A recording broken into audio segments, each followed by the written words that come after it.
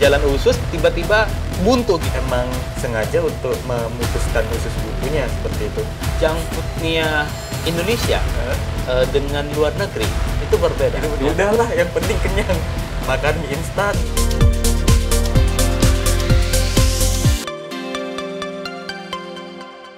Halo Pak Batiar. Halo Pak Kris. Kita jumpa lagi nih di Opini Kesehatan ya.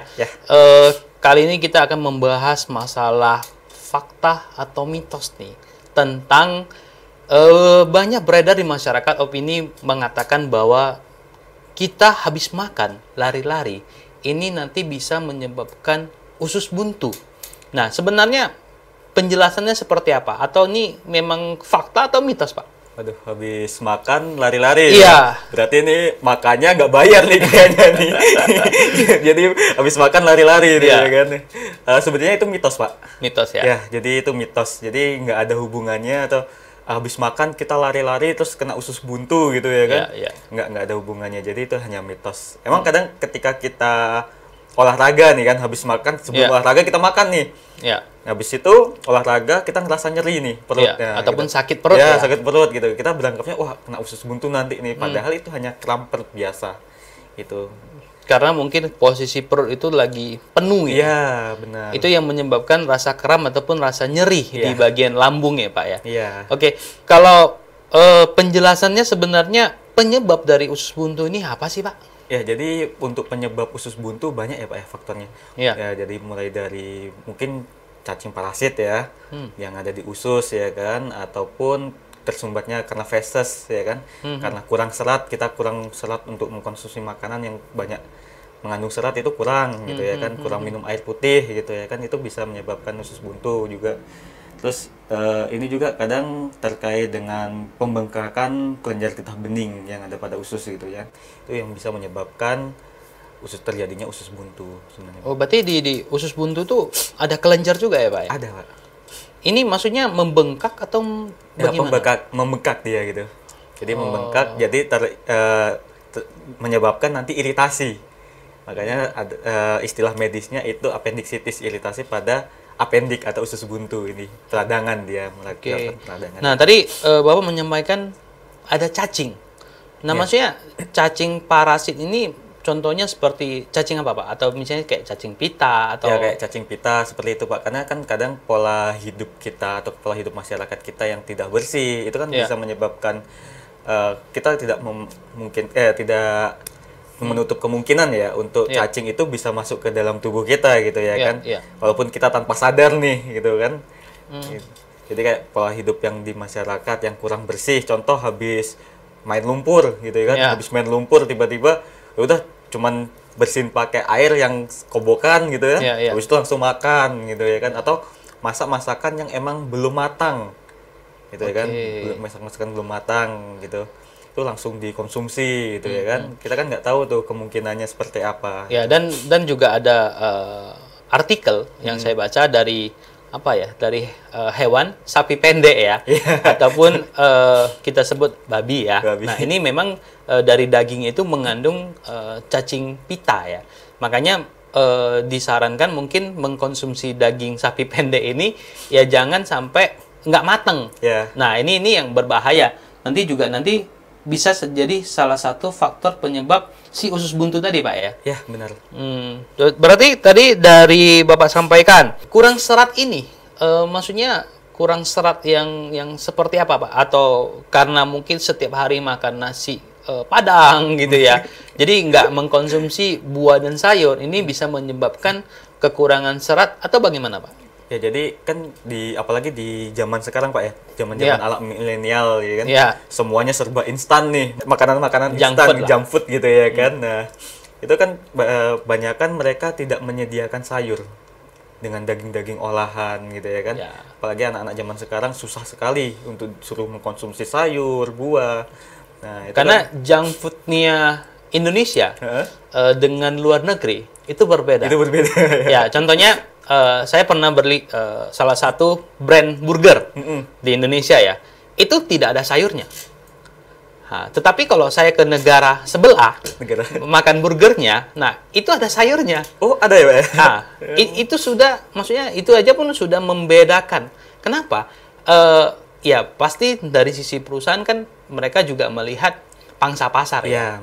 Pangsa pasar Indonesia dengan yang sana kan berbeda. Ya mungkin negara tetangga lebih suka makan sayur, ya kita lebih suka makan roti dengan daging gitu ya. Itu disebut apa, Pak? Perilaku atau gimana? Kebiasaan atau gaya hidup yang gimana, Pak? Bisa disebut juga dengan gaya hidup ataupun perilaku, Pak ya. Jadi emang gaya hidup yang seperti itu emang yang tidak baik untuk dilanjutkan untuk kedepannya ya kan. Jadi kita emang mulai berupaya untuk mengedukasi terkait dengan kesehatan juga ya kan. Karena contoh kita dibilang perilaku gaya hidup, ya bisa jadi dibilang budaya pun juga bisa. Kenapa? Contoh kita ini makan Indomie pakai nasi, ya mie kan? Instan ya. Mie instan pakai nasi gitu ya kan. Nah, karbo plus karbo. Habis itu kita lebih suka makan makanan yang banyak mengandung tepung ya kan. Kayak ayam goreng ya kan, goreng dia di tepung, habis itu makannya pakai nasi lagi, tambah mie lagi ya kan. Banyak sekali kan karbonnya gitu ya kan. Sedangkan tidak diimbangi dengan mengkonsumsi buah sama sayuran. Nah, seperti itu. Atau ini bisa menjadi budaya, bisa menjadi salah satu faktor nggak sih, Pak? Ya, kalau kita bicara seperti itu, sebenarnya budaya itu kan berawal dari kebiasaan yang terus dilakukan dan turun-temurun ya kan ya. Jadi sebenarnya emang selain dari faktor kebiasaan juga terkait dengan sosial ekonomi kita kalau dibilang gitu kan. Contoh kita anak kos nih, mahasiswa, akhir bulan belum dapat kiriman. Ya udahlah, yang penting kenyang, makan mie instan gitu ya kan. Padahal sebenarnya banyak opsi-opsi lain yang bisa dikonsumsi, tidak hanya mie instan itu. Cuman yang lebih cepat ya mie instan kayak gitu ya kan. Gitu. Ya karena kan kalau mau masak sendiri juga kadang-kadang kan ribet ya, Pak. Ribet ya? Apalagi kalau yang Bapak sampaikan mahasiswa di kos mau masak nasi lagi. Ya yang paling gampang yang ngambil mie instan, masukkan air, selesai kayak gitu ya kan. Kadang nggak dimasak, mie instannya dikremes-kremes gitu ya kan. Nah, jadi tadi Bapak sampaikan usus buntu. Sebenarnya usus buntu ini kalau sekilas tadi Bapak sampaikan ada terjadinya infeksi ya di daerah usus ya, menyebabkan yang dinamakan usus buntu. Nah, apakah usus ini tiba-tiba yang ada jalannya, jalan usus tiba-tiba buntu gitu, Pak? Atau bagaimana sih? Ya, jadi emang di dalam pencernaan itu kan ada yang namanya usus buntu kecil gitu di pinggir. Memang namanya ya, Pak? Memang namanya itu usus buntu gitu ya kan. Memang dia nggak ada jalur lagi nggak ada jalur lagi. Buntu dia. Buntu emang. Jadi kendala. Jadi biasanya tersumbat ini, ada pintu dalam tanda kutip ya, pintu itu biasanya akan tersumbat di situ. Nah, dari sumbatan inilah nantinya akan menyebabkan infeksi atau peradangan. Makanya dinamakan dengan peradangan usus buntu gitu. Emang itu usus buntu sebenarnya bukan nama penyakit, emang nama dari ususnya itu usus buntu seperti itu. Oke. Kalau penyakitnya berarti apa, Pak? Infeksi atau gimana? Infeksi dari usus buntu ini, Pak. Jadi namanya itu kalau di istilah kedokteran kita menyebutnya dengan appendicitis. Biasanya kalau udah terjadi appendicitis atau peradangan pada usus buntu, itu dilakukan tindakan operasi atau yang dinamakan dengan appendiktomi, pengangkatan usus buntu. Jadi potong usus buntunya, diangkat, jadi udah nggak punya usus buntu lagi. Oke. Ada efek samping nggak? Seseorang yang nggak memiliki usus buntu? Sebenarnya usus buntu ini mau diangkat mau enggak, sebenarnya untuk zaman sekarang untuk zaman sekarang di manusia zaman sekarang itu tidak ada pengaruhnya sih sebenarnya, Pak. Karena mungkin kalau saya pernah baca atau pernah dengar itu usus buntu itu pada zaman manusia dulu karena banyak mengkonsumsi terkait biji-bijian. Nah, itu yang mungkin membantu terkait pencernaan mereka seperti itu. Tapi untuk zaman sekarang kan kita makan banyak junk food segala macam. Jadi sebenarnya itu tidak ada pengaruhnya sih sebenarnya. Mau diangkat berarti pun nggak apa-apa. Fungsinya si usus buntu ini untuk membantu menghancurkan biji-bijian gitu, Pak? Atau gimana sih? Kalau itu masih belum paham juga ya, Pak. Saya kan dulu pernah mendengar atau pernah membaca sekilas gitu terkait artikel yang apa sih fungsi dari usus buntu sebenarnya ini gitu ya kan.